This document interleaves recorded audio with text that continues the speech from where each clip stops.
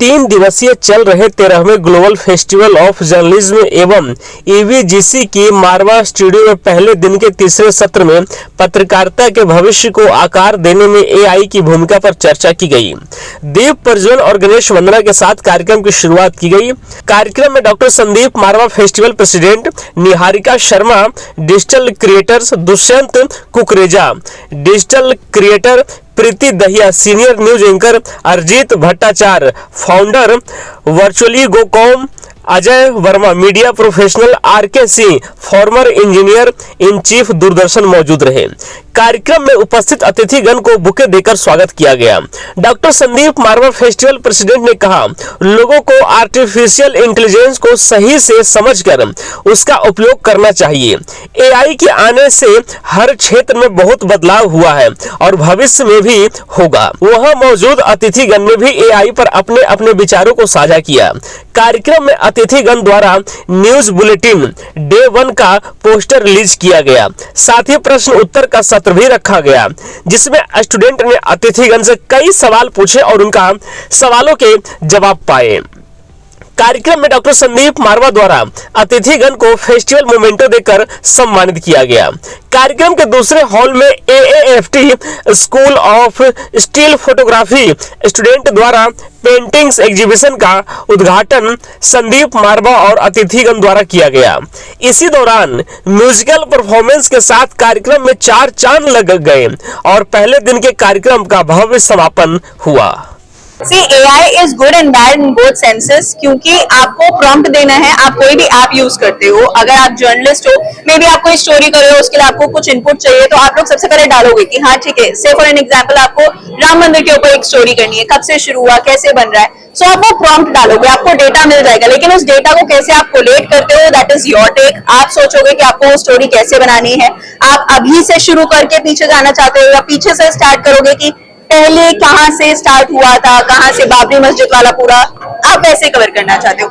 Same for an example, आप creator बनना चाहते हो, आप वीडियोस बनाना चाहते हो, तो आपको डिसाइड करना है कि आप अपना आइडिया भी वहीं से लेना चाहते हो या फिर आप ये चाहते हो कि आपका खुद का आइडिया है, उसमें आप किस किस एंगल को कवर करना चाहते हो। सो AI will always help you. The only thing is कि आपको उसको सिर्फ एक हेल्पिंग टूल की तरह लेना है, उसके ऊपर कंप्लीटली डिपेंडेंट नहीं हो जाना है, because the day you be completely dependent on it, आपका दिमाग काम करना बंद कर देगा। तो एआई के आने से जर्नलिज्म में इम्पैक्ट ये है कि आपके हाथ में जो टूल्स हैं वो और ज्यादा बेहतर हो गए हैं, लेकिन एआई का इस्तेमाल करने के लिए हर जर्नलिस्ट को अपने दिमाग का इस्तेमाल जरूर करना पड़ेगा।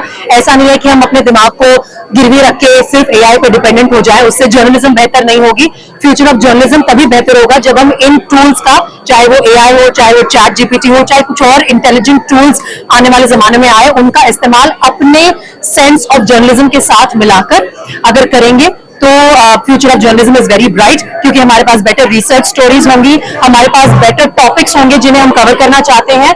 एआई के आने के बाद से मेरे हिसाब से देखा जाए तो जर्नलिज्म पे बहुत कुछ इम्पैक्ट नहीं पड़ा है। इम्पैक्ट बस इतना ही पड़ा है फॉर दैट मैटर कि हमारा न्यूज जो है उसका स्पीड बढ़ गया है।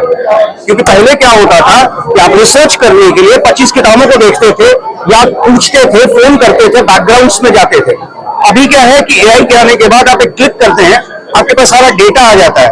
हम बस डेटा एनालिसिस और रिसर्च के लिए एआई को अगर रखते हैं तो जर्नलिज्म की एक्यूरेसी और ट्रस्ट बना रहेगा। अदरवाइज जर्नलिज्म में कहीं ना कहीं मिस इन्फॉर्मेशन, डिसइंफॉर्मेशन या इनएक्यूरेसी नजर आएगा।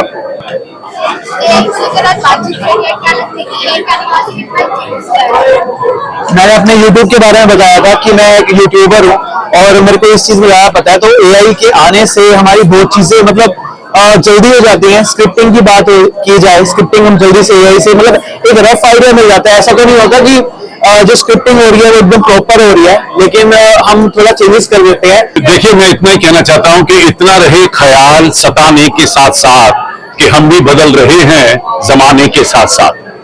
आर्टिफिशियल इंटेलिजेंस ने जर्नलिज्म को भी टच किया है और एक बहुत बड़ा इसमें बदलाव आया है। सारी दुनिया ने देखा कि दुनिया के राष्ट्रपति और प्रधानमंत्रियों ने कुंभ के मेले में जाकर स्नान कर लिया है।